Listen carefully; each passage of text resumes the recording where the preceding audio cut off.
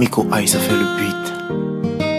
Nahita pelao maromaro talohanao io itirako ty tsy resaka fatsy anao io aiko anao loha tsara fa miloha anao za tsy anadala tsy tentsony aho hoe babonao fa aminao za loha efa tara de nizanizany teny hoe tsy mety amiko anao fa reny tsy mahay fatsy hoe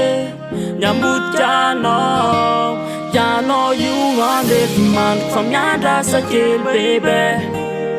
misy fotoana rahadrabe etra mais attendez un peu ianao io no andefy mandro fa miandrasa kely bebe misy fotoana rahadrabe etra mais attendez un peu fa ianao io alaiko mamanao io papanao io zokinao ianao io alaiko mamanao io papanao io zokinao ianao io alaiko mamanao io papanao io zokinao ianao io alaiko mamanao io papanao io zokinao ianao io newa no voafidy tanaty maro sanatriny raha osolojo na atakalo mba miao fotoana kelikely alo andiniako no avy tsika laisse-moi guider ton cœur amizay za mba ahery de nizanizany teny hoe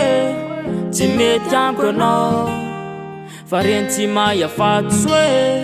niambodika anao ianao io andefy mandro fa miandrasa kely bebe misy fotoana rahadrabe etra mais attendez un peu ianao io no andefy mandro fa miandrasa kely bebe